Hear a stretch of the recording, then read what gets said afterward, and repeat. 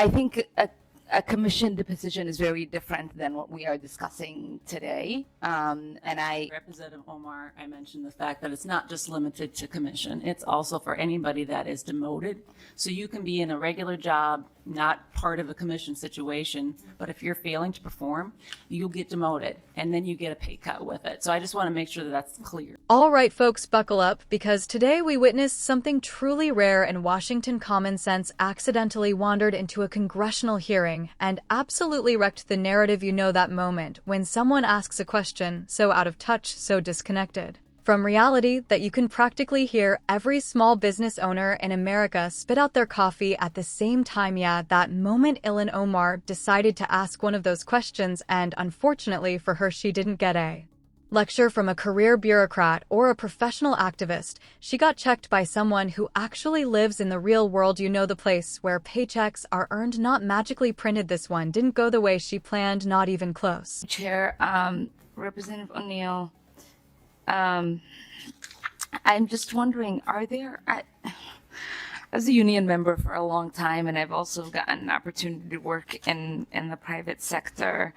and I'm curious to know if you know of any employer that has a provision where they decrease pay for employees. I find that a little strange, and so I just wanted to know where that thought comes from, and if you know where an employee gets their pay decreased. Representative O'Neill. Thank you, Madam Chair. Well, I was a business owner. I recently sold my share, so I don't own it anymore, but there are plenty of businesses out there, especially those that depend on employees' productivity. Like I was in the trades.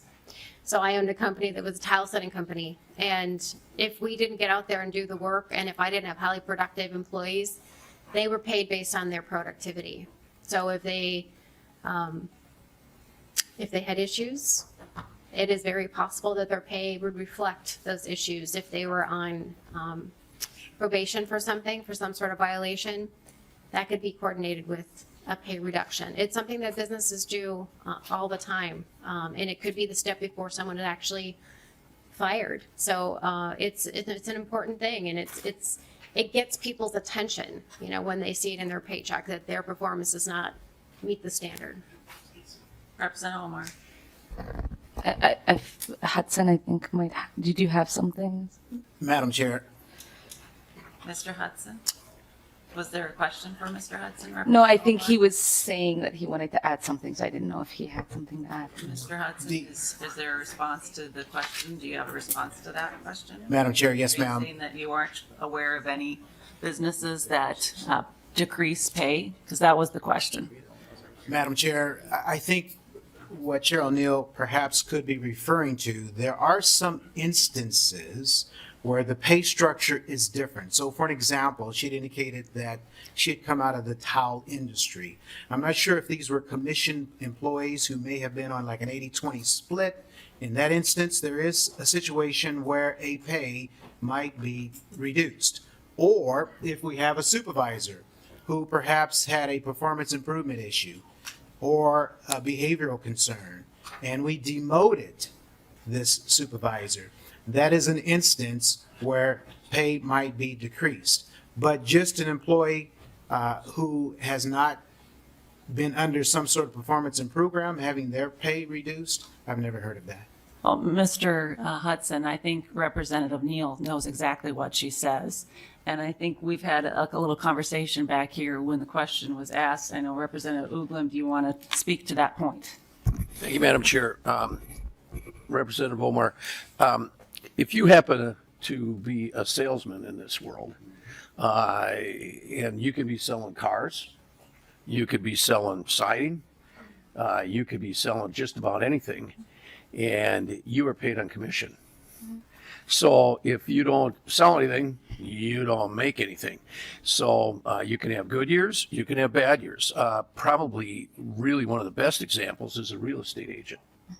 So it's the idea that people can make less money year to year, not to mention all the bonus situations that are out there in industry. It happens. It happens a lot. It doesn't necessarily happen, here in the public sector, but it's pervasive and very, very common in the private sector. Thank you.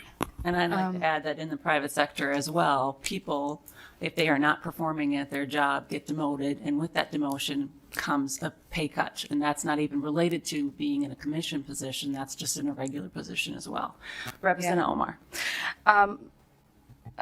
I think a commissioned position is very different than what we are discussing today. And I, Representative Omar, I mentioned the fact that it's not just limited to commission. It's also for anybody that is demoted.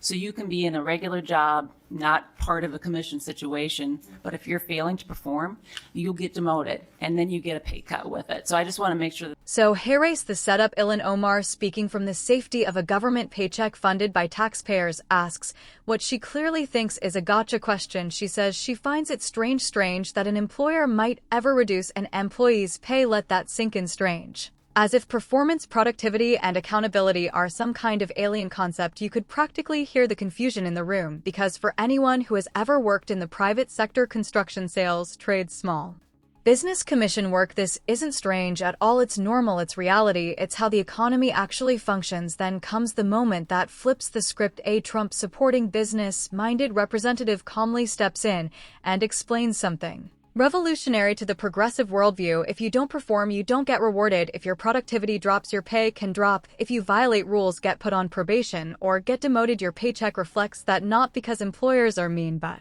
because businesses aren't charities, they're engines of productivity. And this is where Ilhan Omar's confusion really shows. She tries to narrow the discussion, saying, well, commission jobs are different, as if demotions don't exist, as if managers who fail don't lose status and pay, as if millions of Americans don't work in systems where results matter. Another representative jumps in and makes it even simpler. Sales jobs, real estate agents, car salesmen, you sell more, you earn more, you sell nothing, you earn nothing. It's called incentive, it's called merit, it's called capitalism, the very system that allowed Ilhan Omar to come to this country and rise to power in the first place.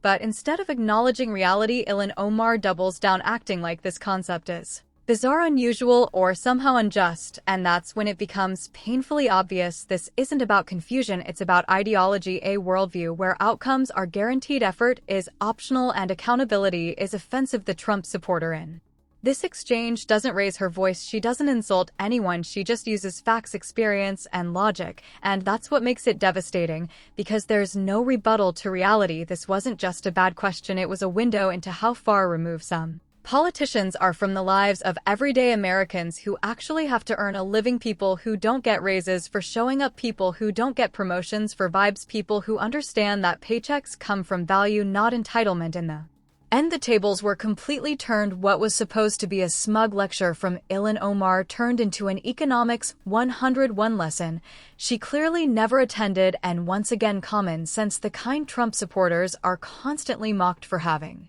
walked out victorious. So the real question isn't why her question sounded dumb. The real question is, how can someone this disconnected still be writing policies for people who actually have to earn a living?